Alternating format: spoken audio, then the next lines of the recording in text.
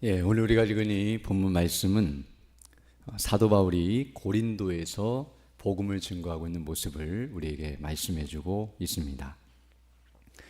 우리가 지금 여러 시간에 걸쳐서 사도행전에 나타난 복음 증거의 모습과 그리고 그 과정들을 살펴보고 있는데요. 우리가 아는 것처럼 한 가지 모습만 나타나는 것이 아니라 다양한 모습들이 나타나고 있다는 것을 우리가 알게 됩니다. 그러나 그 모든 것들은 우리가 살펴보게 되면 거기에는 중요한 복음 증거의 영적인 원리가 있다는 것을 알게 되는데요. 물론 시대적으로 또 환경적으로 또 여러 가지 면에서는 오늘날과 다른 면들이 있지만, 그러나 영적인 차원에서 볼 때는 본질에 있어서 동일하다는 것과 그리고 동일한 영적인 원리가 적용되고 있다는 것을 우리가 알게 됩니다. 지금 우리는 사도행전을 통해서 바로 그 영적인 원리를 발견하고 또 그것을 따라서 우리도 복음 증거하는 사명을 감당하기를 원하는데요. 성령께서 오늘도 은혜를 베푸셔서 그에 합당하게 살아가는 믿음의 일꾼들 되게 하시기를 간절히 소망합니다. 사실 이렇게 복음 증거, 즉 다른 말로 표현하면 전도라고 하는데요. 우리가 지금 사도행전을 통해서 복음 증거라는 것을 살펴보면 나의 삶의 문제나 또는 신앙의 문제나 또 다른 여러 가지 문제들이 있는데 굳이 이런 복음 증거의 문제를 우리가 살펴봐야 하는가라는 생각이 들 수 있지만 그렇지 않습니다. 이미 앞에서 살펴본 것처럼 예수님이 승천하신 이후 이제 재림만 약속이 되어 있는데요. 그 사이에 할 일은 딱 하나밖에 없는데 온 땅에 복음을 증거하는 것밖에 없습니다. 그것이 아니라고 한다면 예수님께서 재림하지 않으실 이유가 없으며, 사실 더 정확히 표현하면 우리가 이 지상에 살아있을 이유가 없습니다. 어떤 의미에서 우리가 이 땅에 존재하는 이유는 궁극적으로는 복음 증거밖에 없다는 사실. 먼저 내 자신이 복음을 듣고 구원받는 일을 위해서 우리가 이 땅에 생존하는 것이며 살아가는 이유가 있고요.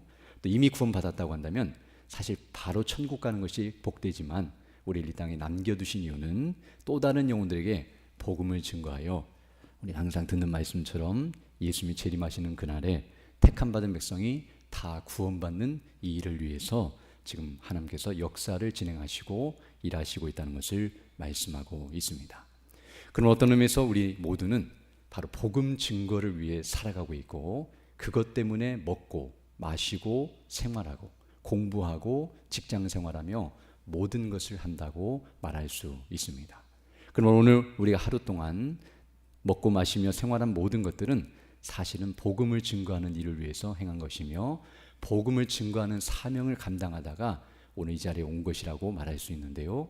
바로 이 복음 증거가 우리의 삶에 있어서 무엇을 의미하는지를 다시 한번 생각하면서 이 일에 온전히 헌신하고 또 그 일에 쓰임받는 믿음의 일꾼들이 다 되시기를 간절히 소망합니다. 정말 우리에게 있어서 이렇게 복음 증거라고 하는 것은 정말 중요한 것입니다.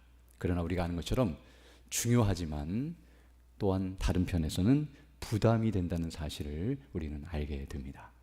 즉 복음 증거하라고 말씀을 들으면, 성경에서 그것을 계속 말하고 있는데요, 그 말을 들으면 복음을 증거해야 한다는 사실을 우리는 인정하고 그것을 거부하지는 않습니다. 그리고 그렇게 해야 하는 것이 마땅하고 또 반드시 해야 한다는 사실을 우리는 다 알고 있습니다. 그러나 실제로 복음을 증거하려고 하면 그러면 고민이 되지 않을 수 없는데요. 왜냐하면 많은 어려움들이 우리에게 다가오기 때문입니다. 우리가 아는 것처럼 복음을 증거할 마음은 우리 가운데 있지만 복음을 증거할 현실은 결코 만만치 않다는 것을 우리가 알게 됩니다. 그것은 우리만이 아니라 사도 바울도 마찬가지입니다. 사도 바울도 성령에 충만했고 그렇게 능력 있고 영광스러운 복음의 일꾼이었지만 사도 바울도 복음을 증거하는 현실은 결코 만만치 않았다는 것을 우리에게 가르쳐주고 있습니다. 즉 사도행전을 보게 되면 사도행전은 어떤 의미에서 복음 증거의 현실은 어렵고 힘들고 그리고 정말 고민할 수밖에 없는 현실이라는 것을 우리에게 가르쳐 줍니다. 우리가 아는 것처럼 지금 사도행전을 계속 살펴본 바 있는데요, 사도행전을 보게 되면 복음 증거가 쉽고 편하고 자연스럽게 진행되는 것이 아니라 굉장히 어렵고 힘들고 그리고 고민하면서 진행이 된다는 사실을 우리에게 말씀해 주고 있습니다. 특별히 오늘 본문도 마찬가지인데요. 오늘 본문은 이제 사도 바울이 고린도라고 하는 지역에 가서 복음을 증거하는 모습을 말해주고 있는데, 오늘 9절을 보게 되면 이렇게 말씀하고 있습니다. 밤에 주께서 환상 가운데 바울에게 말씀하시되 두려워하지 말고 침묵하지 말고 말하라 라고 말씀하고 있습니다. 지금 사도 바울이 복음을 증거하러 이 지역에 왔는데, 하나님께서, 예수님께서 바로 그 환상 가운데 바울에게 나타나셔서 두려워하지 마라, 그리고 침묵하지 말고 말하라 라고 이렇게 말씀하고 있다는 것은, 반대로 표현하면 지금 사도 바울이 복음 증거하는 일 때문에 두려워 떨고 있고 침묵하고 있었다는 사실을 우리에게 말해주고 있습니다.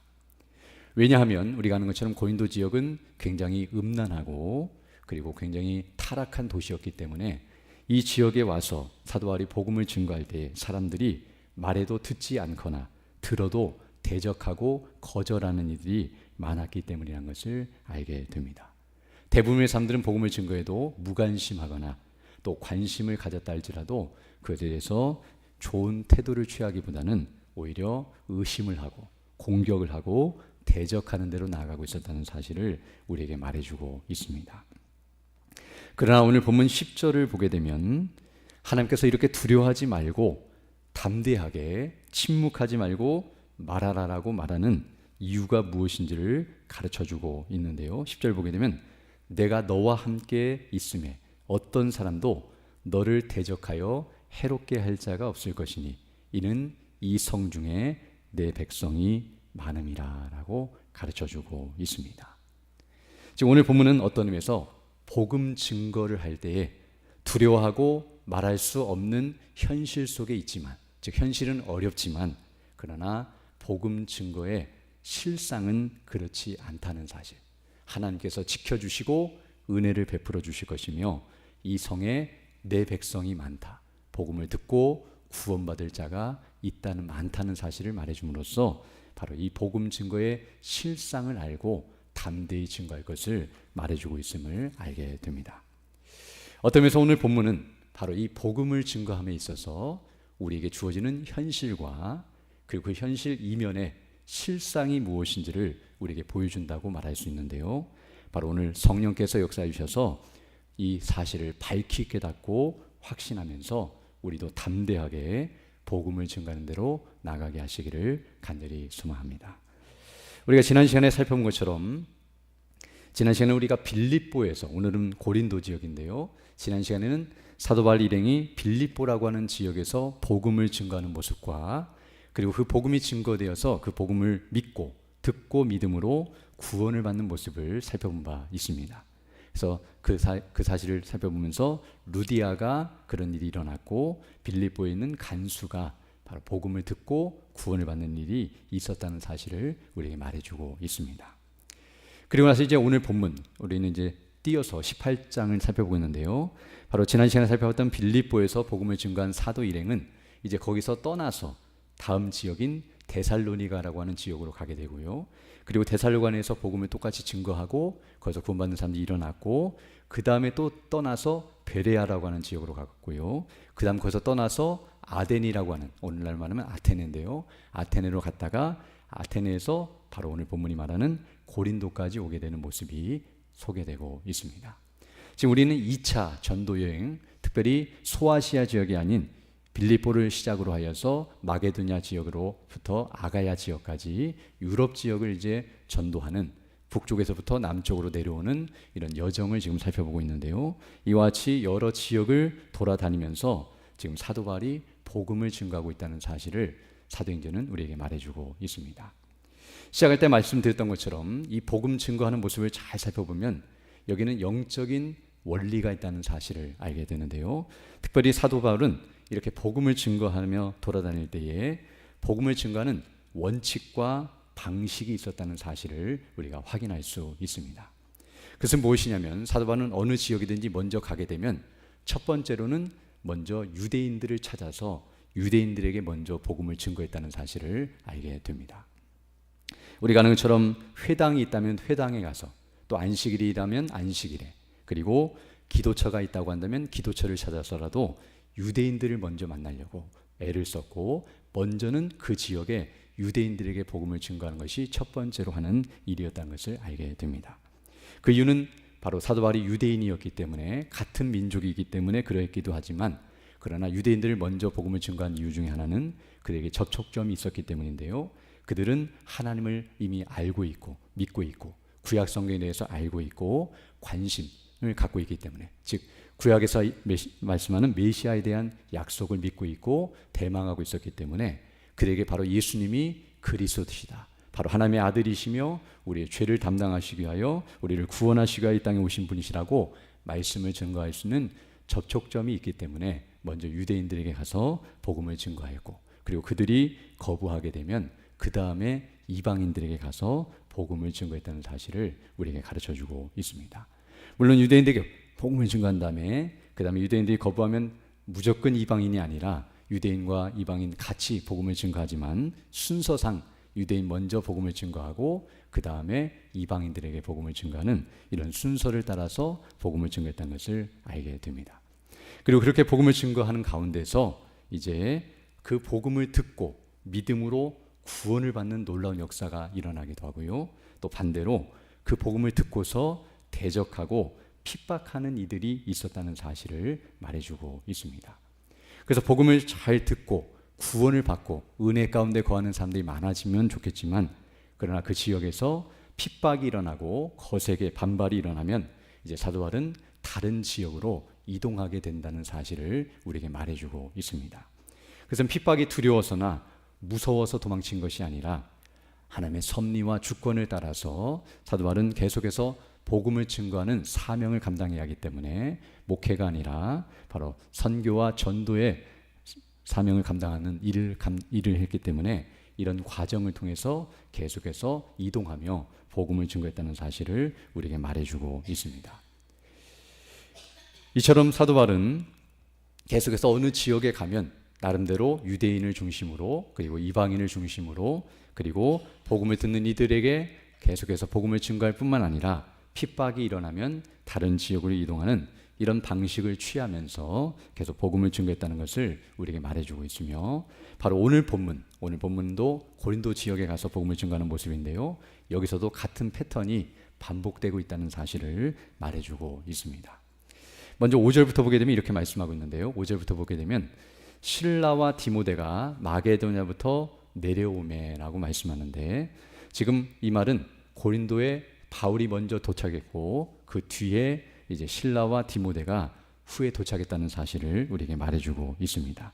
이렇게 한 이유는 사도행전 앞장인 17장 13절로 14절을 보게 되면 데살로니가에 있는 유대인들은 바울이 하나님의 말씀을 베레아에서도 전하는 줄을 알고 거기도 가서 무리를 움직여 소동하게 하거늘 형제들이 곧 바울을 내보내어 바다까지 가게 하며 실라와 디모데는 아직 거기 머물더라라고 말씀해주고 있습니다.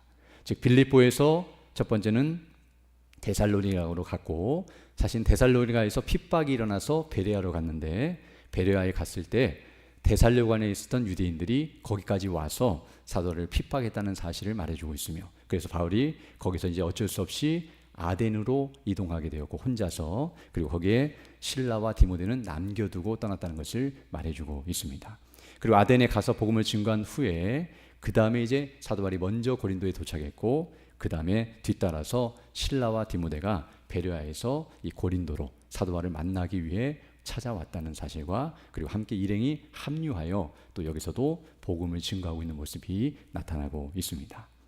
특별히 이렇게 이제 이들이 합류하자 바울이 힘을 얻어서 5절 보게 되면 바울이 하나님의 말씀에 붙잡혀 유대인들에게 예수는 그리스도라 밝히 증언하였다라고 말씀하면서 바로 유대인들에게 먼저 복음을 증거하는 일을 했다는 사실을 우리에게 말해주고 있습니다.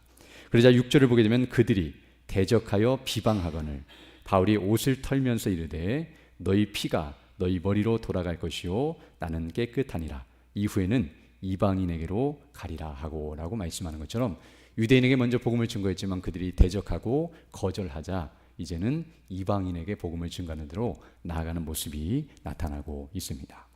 그리고 이렇게 유대인과 이방인에게 복음을 증거하는 과정 속에서 오늘 본문 7절로 8절을 보게 되면 바로 예수를 믿고 복음을 듣고 구원을 받는 놀라운 역사가 일어나고 있다는 사실을 우리에게 말해주고 있습니다. 7절부터 보게 되면 이렇게 말씀하고 있는데요. 거기서 옮겨 하나님을 경외하는 디도 유스드라 하는 사람의 집에 들어가니 그 집은 회당 옆이라. 또 회당장 그리스도가 온 집안과 더불어 주를 믿으며 수많은 고린도 사람도 듣고 믿어 세례를 받더라라고 말씀해주고 있습니다. 여기서 복음을 증거하는데 유대인들은 거절하고 대적했지만, 그러나 오늘 본문을 보게 되면 유대인 가운데서도 회당장이었던 그리스도와 그리고 그 온 집안이 예수를 믿는 역사가 일어났다는 것을 말해주고 있으며, 그리고 디도 유스도는 하나님을 경외한다고 말하고 있기 때문에 어떤 면에서 이방인 가운데서 유대교로 개종한 사람이었던 것으로 보여지는데요. 이 사람도 예수를 믿음으로 구원을 받을 뿐만 아니라 수많은 고린도 사람들, 다른 말로 배우면 이방인 가운데 많은 이들이 예수를 믿고 구원을 받고 세례를 받으며 교회의 지체가 되는 놀라운 역사가 일어났다는 사실을 우리에게 말씀해주고 있습니다. 이처럼 이제 고린도에 가서 유대인을 중심으로 그리고 이제 이방인에게 복음이 증거되고 그들 가운데 이와 같이 열매들이 맺혀지는 일이 있었지만, 여전히 핍박이 거세고 그리고 여전히 유대인들이 계속해서 사도 바울을 죽이려 하거나 공격하고 있었다는 사실을 우리에게 말해주고 있습니다. 열매가 맺혀지고 있지만 오늘 본문 9절을 보게 되면 밤에 주께서 환상 가운데 바울에게 말씀하시되 두려워하지 말고 침묵하지 말고 말하라 라고 말하는 것은, 이런 일이 있어도 계속해서 복음을 증거하는 현실은 만만치 않고 힘들고 어렵고 정말로 강력한 대적이 일어났기 때문에 마음에 두려움이 있었고, 그리고 말하지 못할 정도로 침묵할 수밖에 없는 이런 어려움 가운데 있었다는 사실을 우리에게 가르쳐주고 있습니다. 그래서 어떤 의미에서 떠나려고 하였지만 이렇게 핍박이 일어나면 다른 지역으로 떠나게 되는데요. 그러나 10절에서 말하는 것처럼 하나님께서 너를 지키고 인도할 것이니 두려워하지 마라. 그리고 이 성에 내 백성이 많다라고 가르쳐 주시자, 이제 바울이 그곳에서 11절 보게 되면 1년 6개월을 머물면서 그들 가운데 하나님의 말씀을 증거하고 교회가 든든히 세워지는 놀라운 역사가 일어나게 됨을 우리에게 말씀해주고 있습니다. 그리고 이제 우리가 읽지 않았지만 이 뒤에 보게 되면 이렇게 1년 6개월이 지난 다음에 이제 이곳에서 또다시 큰 핍박이 일어나자 이제 바울이 여기서 떠나게 되고, 그래서 이제 여기서 소아시아 지역으로 배를 타고 가서 에베소에 이르러 거기서 복음을 증거하고 다시 전 파송했던 지역인 안디옥 교회로 돌아오게 돼서 2차 전도행이 끝나게 되는 일이 일어나고, 그 다음에 또 3차 전도행이 시작되는 모습이 소개되고 있습니다.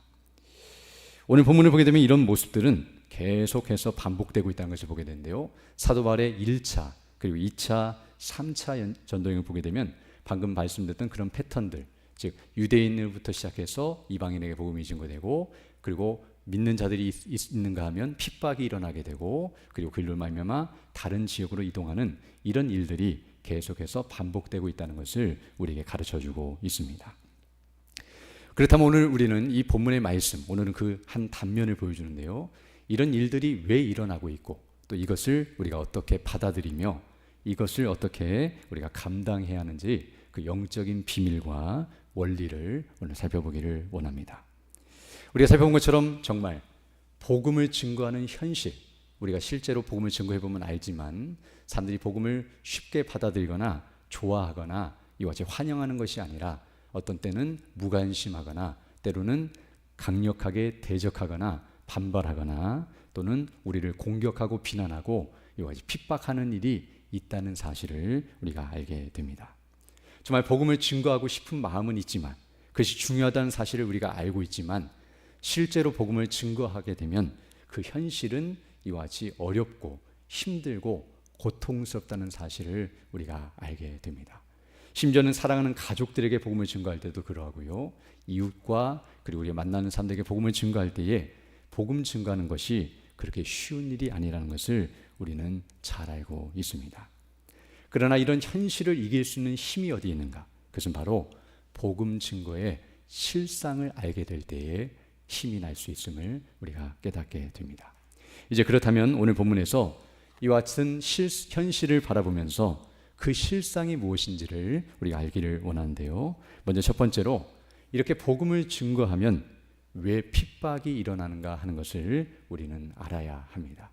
물론 이유는 여러 가지가 있겠지만 그 중에 가장 대표적이고 중요한 것을 한 가지를 말씀드린다고 한다면, 이렇게 우리가 복음을 증거할 때 핍박이 일어난다고 하는 것은 어떤 의미에서는 우리가 복음을 바르게 또는 제대로 증거했기 때문이라고 말할 수 있습니다. 즉 복음을 대충 증거하거나 바르게 증거하지 않으면 사실은 핍박이 일어나지 않습니다. 또 일어나도 그것은 우리의 잘못이지 복음의 잘못이 아닙니다. 그러나 복음을 있는 그대로, 성경이 말하는 그대로, 우리가 주일에 계속 듣는 것처럼 그 복음의 핵심과 그 영광과 진리를 있는 그대로 바르게 선포하게 되면 이와 같이 핍박이 일어날 수밖에 없다는 사실을 우리는 알게 됩니다. 왜냐하면 우리가 아는 것처럼 부패한 본성을 가진 사람, 곧 죄인들은 복음을 원리적으로 싫어하기 때문입니다. 우리가 아는 것처럼 복음이라고 하는 것은 기본적으로 세 가지 내용이 들어있는데요. 첫 번째는 하나님의 존재에 대해서 선포합니다. 즉 사람들은 무신론자도 무신론을 믿거나 진화론을 믿어서 하나님이 없다고 믿지만, 복음은 전제가 하나님이 살아계시고 거룩하시고 완전하신 하나님이 존재하신다는 사실부터 시작합니다. 그리고 그 복음 속에는 그 하나님이 계시다는 사실과 그 하나님 앞에서 바로 우리가 심판받아 멸망을 당해야 하는 죄인이라는 사실, 부패하고 더럽고 추악한 죄인이라는 사실을 내포하고 있습니다. 더 나아가 복음이라고 하는 것은 궁극적으로 우리의 그 죄값을 담당하시고 죽으시고 부활하신 예수님을 믿음으로 말미암아 구원을 받는 것이 바로 복음의 핵심임을 우리에게 말해주고 있습니다. 바로 이 세 가지, 물론 이 세 가지만 있는 것은 아니겠지만 하나님을 아는 지식, 또 내 자신을 아는 지식, 그리스도를 아는 지식이라고 말할 수도 있는데요. 하나님의 존재와 우리가 부패한 죄인이라는 사실과 예수님을 믿어야 한다는 이 사실은 사실 사람들이 받아들이기 쉽지 않고 강하게 거부하는 것들이라는 것을 알게 됩니다. 즉 자연인, 곧 부패한 본성을 가진 악한 인생들은 자기가 하나님이 되려고 하는 마음을 갖고 있기 때문에 하나님이 계시다는 사실을 부정하고 싶고 그것을 인정하고 싶은 마음이 없으며, 또 스스로 의인이라고 생각하기 때문에 자신이 죄인이라는 말을 들으면 기분이 나쁘고 그 말을 듣기 싫어하며, 더 나아가 사람들은 자기의 행함이나 공로로 구원을 받는다고 하면 그것은 얼마든지 받아들이지만 예수님이 다 하셨기 때문에 그것을 그냥 그대로 값없이 은혜로 주신다고 말하면서 믿기만 하면 구원받는다고 하면 공짜는 좋아하지만 이런 공짜는 싫어한다는 것을 알게 됩니다. 왜냐하면 그렇게 믿게 되면 내가 무엇인가 하나님 앞에 빚진 것처럼 여겨지고 내가 무엇인가 해야 한다고 생각하기 때문에 자기 것을 자랑할 수 없고 자기 것을 드러낼 수 없기 때문에 이런 복음의 원리를 받아들이기 싫어한다는 것을 알게 됩니다.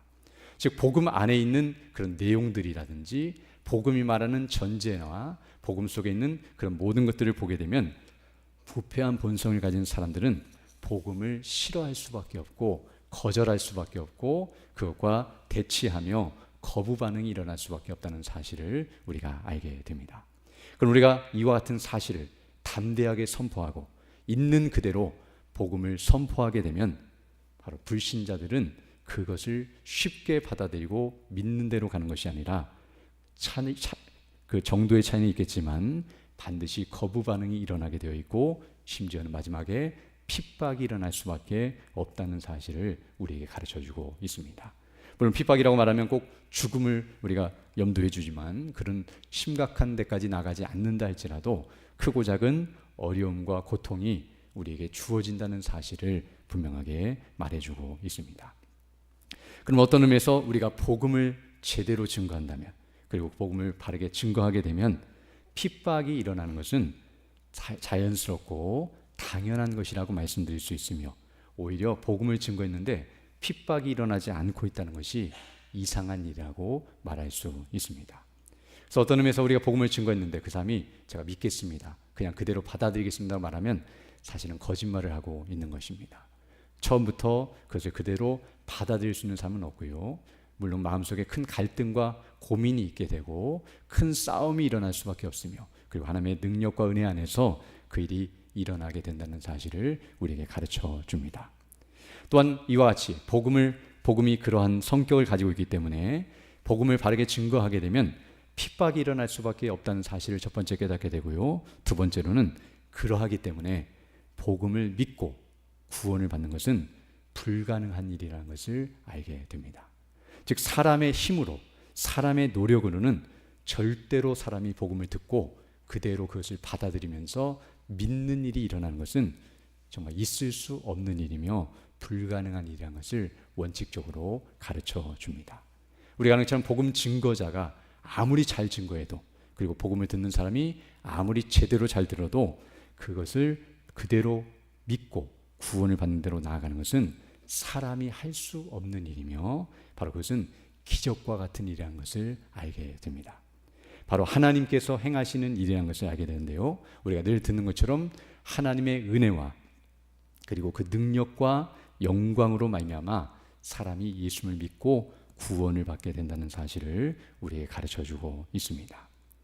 그래서 오늘 본문을 보게 되면 바로 이와 같이 복음이 증거될 때에 핍박이 일어나는 이유는 앞에서 말씀드린 것처럼 바울과 그 일행들이 제대로 복음을 증거했기 때문에 이런 일이 일어났다는 것을 알게 되며, 그러함에도 불구하고, 그러면 사람들이 구원을 받지 못해야 하는데도 불구하고 복음을 듣고 구원받는 일이 일어난 것은 사람의 노력으로 된 것이 아니라 하나님의 은혜로 되었다는 것을 알게 되는데요. 오늘 본문 10절에서 말하는 것처럼 이 성에 내 백성이 많기 때문이다. 여기 말하는 하나님의 백성이란 말은 하나님께서 택하신 백성, 창세전에 예정하신 그 백성들이 있기 때문에 이와 같이 구원을 받는 일이 있다는 사실을 우리에게 말해주고 있습니다.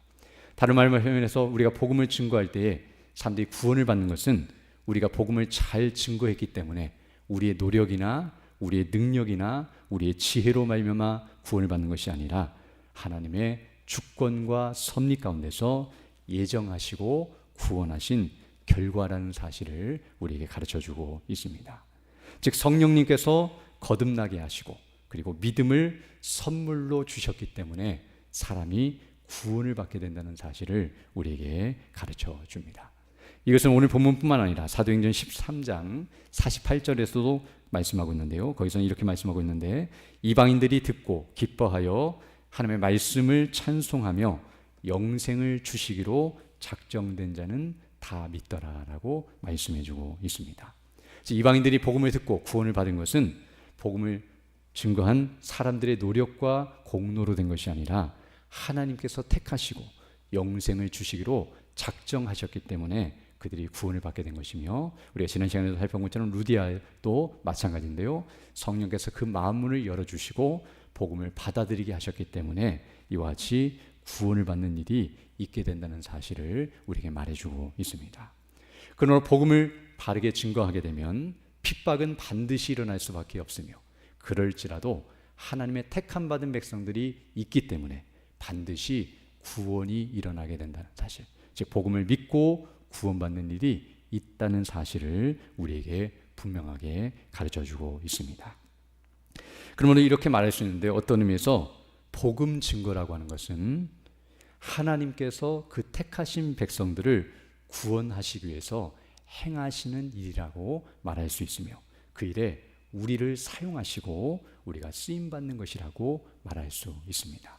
즉 복음 증거는 우리가 하는 것이 아니라 하나님께서 그 뜻대로 행하시는 일이며, 그 일을 행하실 때에 하나님께서 천사들을 통해 일하시는 것이 아니라 우리를 사용하셔서 우리를 통해 그 택하신 백성들에게 복음이 증거되게 하시고 그들이 그것을 듣고 믿음으로 구원받게 하시는 일이 바로 복음 증거라는 사실을 우리에게 가르쳐주고 있습니다. 그러면 우리는 이 사실을 통해서 이제 중요한 사실들을 깨닫게 되는데요. 그러므로 우리가 해야 할 일이 무엇인가? 그것은 바로 하나님의 뜻대로 바르게 복음을 증거하는 것이라는 것을 알게 됩니다. 즉 앞서 말씀드린 것처럼 하나님의 말씀대로, 성경대로, 있는 그대로, 성경이 말하는 그대로 바르게 우리는 복음을 증거해야 하며, 그것을 증거하되 모든 지역에서 모든 사람에게 모든 환경 속에서, 역경이든 순경이든 상관없이 모든 조건 속에서 바로 이와 같이 복음을 증거해야 한다는 것이 우리에게 주어진 책임과 사명이라는 것을 알게 되며, 그리고 중요한 것은 그 결과, 사람이 구원을 받는 것은 우리의 책임이 아니라 하나님께서 책임져 주신다는 사실을 깨닫게 됩니다. 즉 다른 말로 표현하면 복음을 증거할 책임은 우리에게 있지만 사람이 구원을 받고 그 사람을 구원시키는 책임은 우리에게 없다는 사실입니다. 그럼 어떤 의미에서 복음을 증거하지 않으면 그 잘못은 우리에게 있지만, 우리가 복음을 증거했지만 그 사람이 복음을 듣지 않는 것은 우리의 잘못이 아니라는 사실을 가르쳐 줍니다. 우리는 항상 복음을 증거할 때 부담이 있는데요, 앞서 말한 것처럼 핍박을 당할까 봐 두려워하고, 그리고 그 복음으로 그 사람이 구원을 받지 못할까 봐 걱정하는 일들이 일어날 수 있습니다. 물론 그런 마음을 갖는 것 자체가 나쁜 것은 아니지만, 그리고 당연한 것이지만, 그러나 그것을 너무 지나치게 생각하여 그것 때문에 너무 두려워하거나 핍박받을 것을 너무 두려워하거나, 그래서 복음을 증거하지 못하거나, 또는 내가 복음을 증거해서 그 사람을 구원시키기 위해서 그 일을 위해 내가 노력해서 그 일을 행하려고 하는 것은 교만하고 잘못된 일이라는 것을 우리에게 가르쳐주고 있습니다.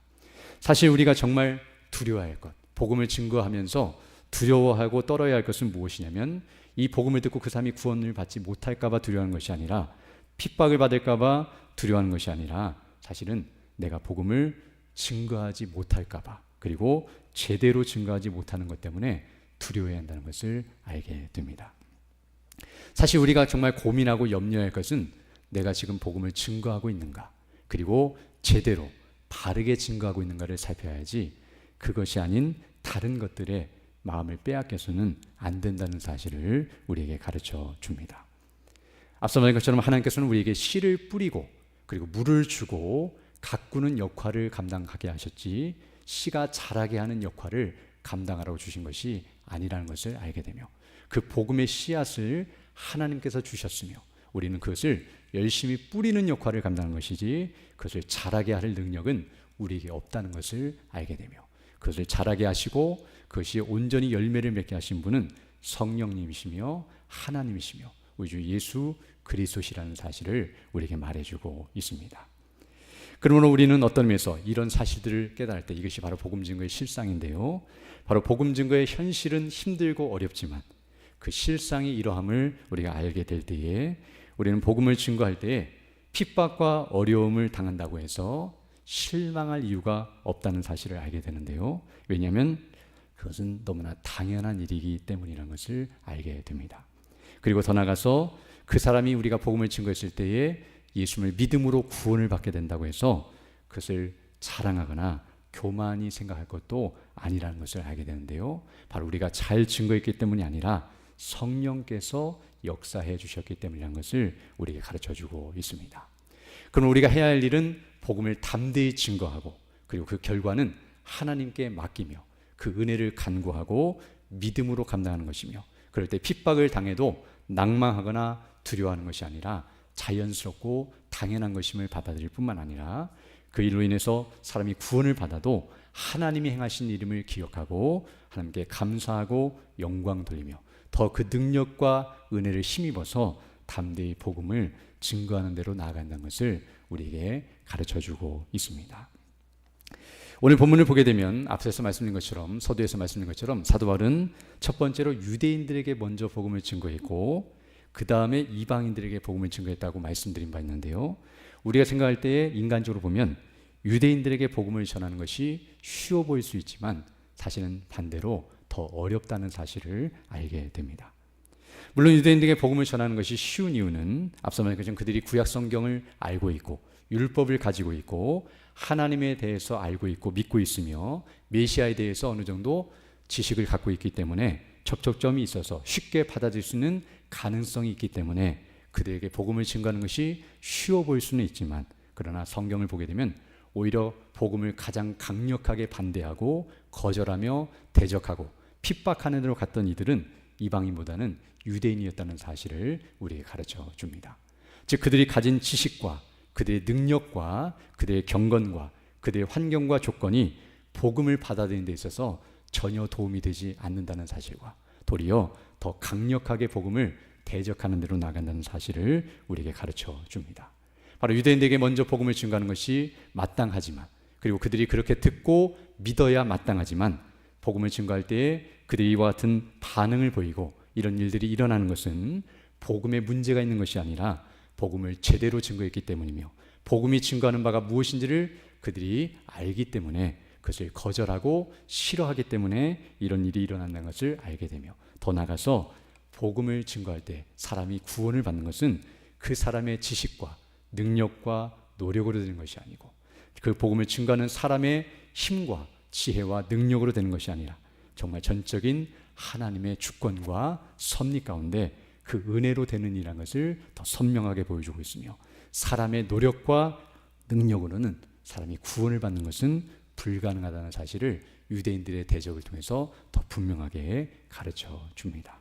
이것은 유대인뿐만 아니라 이방인도 마찬가지인데요, 어느 누구든지 복음은 그 사람을 변화시킬 수 있는 능력이 있지만 그러나 그 스스로 그 복음을 받아들일 능력은 없다는 사실을 우리에게 분명하게 가르쳐 줍니다.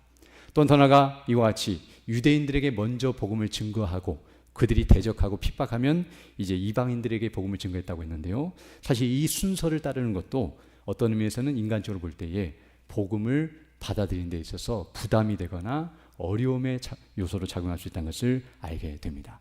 왜냐하면 그 지역에 있는 유대인들에게 먼저 복음을 증거했는데 그들이 그렇게 반발하고 거부하고 강력하게 반대하자 이제 이방인들에게 복음을 증거하게 되면 이방인들은 그 모습을 보면서 오해를 하고 거부하는 대로 나갈 수 있기 때문입니다.